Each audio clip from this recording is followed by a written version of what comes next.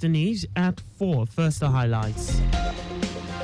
Lagos State government rolls out inspection schedule for e-hailing operators. Federal government assures medical doctors of payment of 7 months arrears by August ending. On the foreign scene, Israeli Prime Minister to hold news conference ahead United Nations emergency meeting over planned takeover of Gaza. And in sports, the Tigers unveil final lineup ahead men's Afrobasket Championship. And now the details. I am Akan Usen.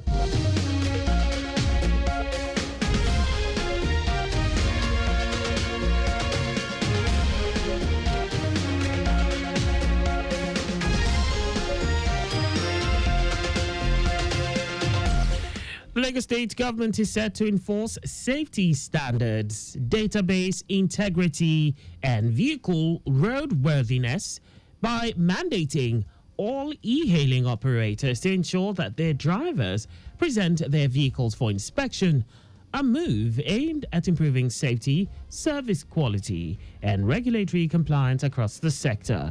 Commissioner for Transportation Oluwaseun Oshiemi made this known during an engagement with the operators at the Ministry of Transportation, Alausa.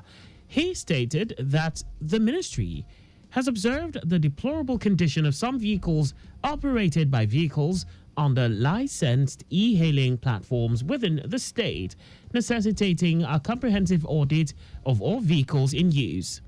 According to Oshiemi, any vehicle found unsuitable will not be allowed to operate on Lagos roads, stressing that the state government is committed to safeguarding lives and property and will not tolerate practices that endanger Lagosians. The commission also raised concerns over the lack of robust databases among many e-hailing platforms, making it difficult to track discrepancies and criminal activities perpetrated through their services. Oshiemi warned that the ministry will not hesitate to enforce sanctions where necessary.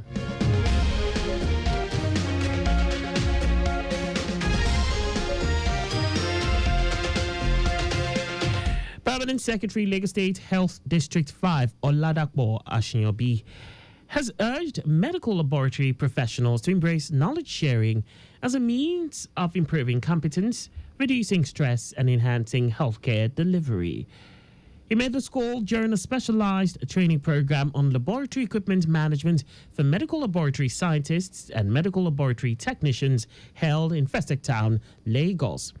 According to Ashinyobi, not be hoarded, but passed across to others to build collective expertise, saying that continuous learning coupled with practice skills is vital in raising professional standards and ensuring competence in medical laboratory practice. In her address, head of Medical Laboratory Sciences Unit Oluwakemi Fadola said the program was designed to be different from conventional laboratory training, explaining that the focus of this training is information engagement, inventory management, laboratory upkeep, and practical strategies that should be immediately applied. Also speaking, Director of Medical Services Ahmad Bello advised participants to maintain self-esteem and confidence in their work, encouraging them to keep accurate inventory records and share relevant information with colleagues to avoid operational setbacks. 7 persons involved in the attacks on officials of the Lagos State Parking Authority, LASPA, in Ajah have been arrested by the police. The suspected attackers of the state government personnel on assignment are currently detained at the Badore police station, Lekki, pending conclusion of preliminary investigation before prosecution in a court of competent jurisdiction. According to LASPA General Manager Adebisi Adelabu, the agency will ensure that the perpetrators are prosecuted. Adelabu said the state government strongly condemns the act of attacking its officials on assignment and warns that severe consequences will be meted out on the perpetrators according to the relevant laws. She therefore warned that any further attack on LASPA officials or any government official will attract appropriate punishment, not just to the perpetrators, but also the landlords and tenants of wherever such acts were committed.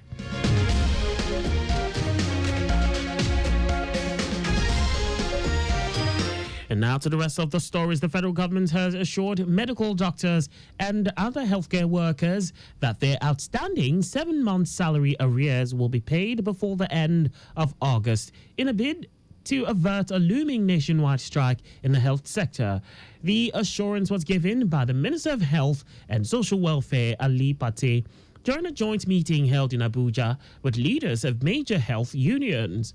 This development follows a 21-day ultimatum issued by the Nigerian Medical Association, NMA, demanding that the government address lingering welfare concerns or risk a nationwide strike.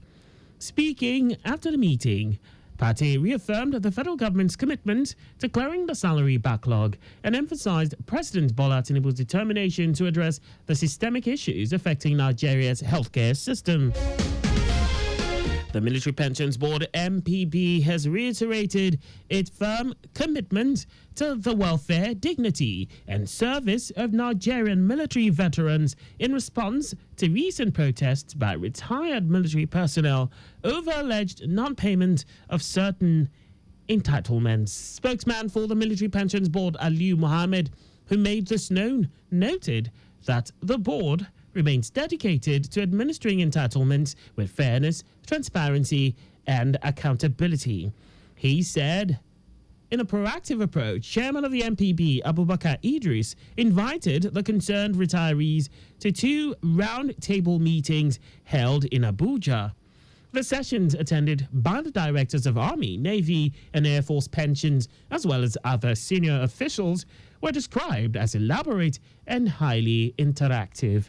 Mohammed added that the exchanges not only resolved specific concerns, but also helped to build mutual understanding and reinforce trust between the board and the veteran community.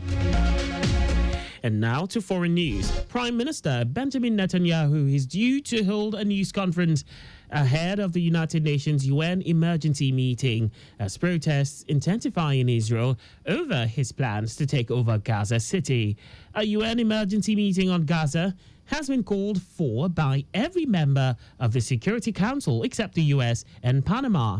Israel's Gaza plan has been met with fierce criticisms from the hostages' families and several countries, including the UK, France, and Germany. Israel strongly rejects the condemnation, with Defense Minister Israel Katz saying it will not weaken the country's resolve.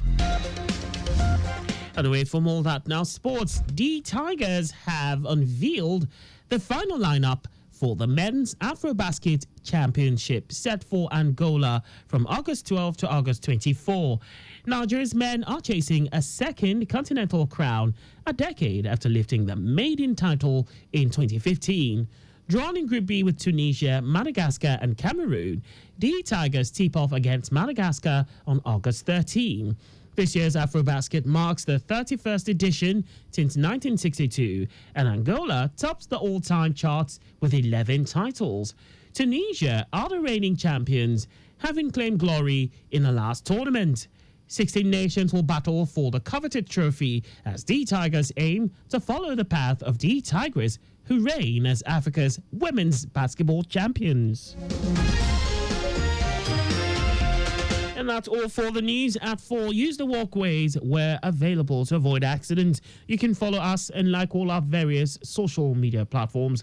On X at Traffic Radio 961, Facebook Lagos Traffic Radio 96.1 FM, Instagram Lagos Traffic Radio 961. On YouTube, subscribe and watch us live on our channel Traffic Radio 961. Visit our website on www.trafficradio961.ng. You can also listen to Lagos Traffic Radio 96.1 FM live on My Lagos app for timely updates. Did you know that the Sanwo-Olu administration provided 1,400 hostel beds for Lagos model colleges? You can get more details on the Lagos State Government's website. To end the news, here are the highlights of the major stories. The Lagos State Government is set to enforce safety standards, database integrity, and vehicle roadworthiness by mandating all e-hailing operators to ensure that their drivers present their vehicles for inspection. a move aimed at improving safety, service quality, and regulatory compliance across the sector. The federal government has assured medical doctors and other health workers that their outstanding 7-month salary arrears will be paid before the end of August 2025 in a bid to avert a looming nationwide strike in the health sector. We also told you that Prime Minister Benjamin Netanyahu is due to hold a news conference ahead of the United Nations UN emergency meeting as protests intensify in Israel over his plan to take over Gaza City. And in sports, the Tigers have unveiled their final lineup for the Men's AfroBasket Championship set for Angola from August 12 to August 24. For contact with the newsroom, please send a message to info@trafficradio961.ng. And that ends the news broadcast compiled by Adeswa Ejoyoka. I am Akan Usen. Thanks for listening and please stay safe. Good afternoon.